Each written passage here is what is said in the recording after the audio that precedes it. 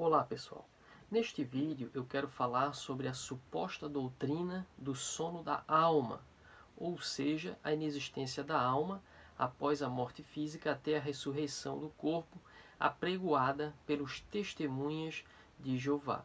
Eu separei 3 versículos bíblicos, a qual eles tentam fundamentar a sua doutrina, e vamos ver realmente o que a Bíblia fala a respeito deste tema.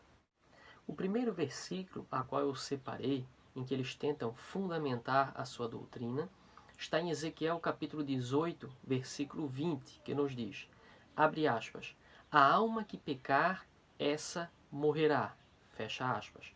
A palavra alma aqui é representado pela palavra hebraica nefesh, que geralmente significa ego, vida, pessoa ou coração. Continuando o texto, que é o versículo 21, nos diz, abre aspas, mas se o ímpio se converter de todos os seus pecados que cometeu, e guardar todos os meus estatutos, e fizer juízo e justiça, certamente viverá, não morrerá. Veja que no versículo 20 nos diz que a alma que pecar morrerá. E no versículo 21, as pessoas que guardarem os mandamentos de Deus, os princípios de Deus, viverá. Veja que não se trata da morte física, porque ambos morrerão, mas aqui se trata da morte espiritual.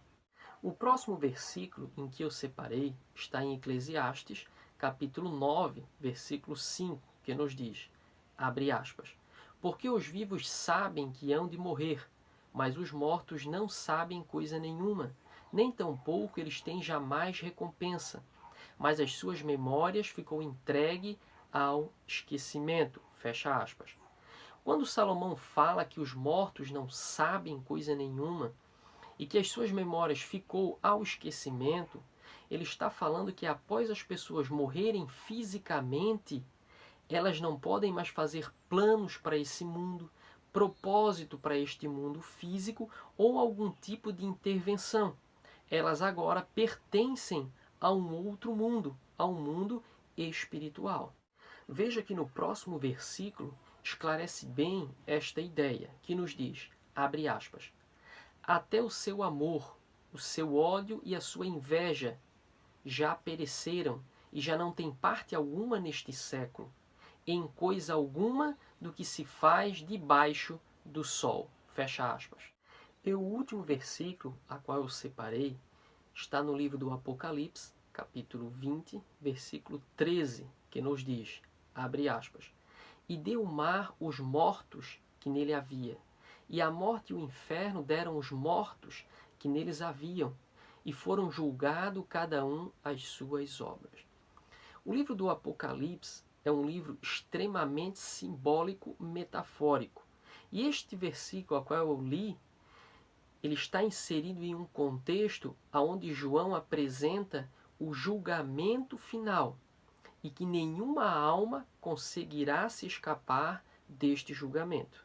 Quando João nos fala que o mar deu os mortos, o mar aqui é uma simbologia, aonde abre para inúmeras interpretações, mas eu vou citar apenas 2.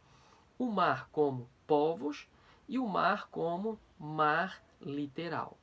As pessoas que morreram através de guerras entre povos e as pessoas que morreram no mar literal, esse tipo de morte não vai impedir com que as pessoas se acheguem ao julgamento final de Deus. Então, o mar vai devolver no sentido que o mar não tem esse poder de detê-las, essas pessoas em si, mas que elas vão comparecer para o julgamento final diante de Deus. Quando João fala que a morte deu os seus mortos, nós precisamos entender que a morte não é um ser ou um anjo, mas a morte é uma punição. E que esta punição não vai impedir as pessoas de chegarem para o julgamento final. E também João falou que o inferno deu os seus mortos. O inferno aqui é representado pela palavra grega Hades, mundo invisível dos mortos físicos. Então nós vimos que nem as vias que levam as pessoas à morte, nem o Hades pode impedir uma única alma de se achegar ao julgamento final de Deus. Veja que os testemunhas de Jeová cometem dois erros crassos para tentar fundamentar a sua doutrina do sono da alma. O primeiro é fazer interpretações de versículos isolados, não levando em conta o contexto.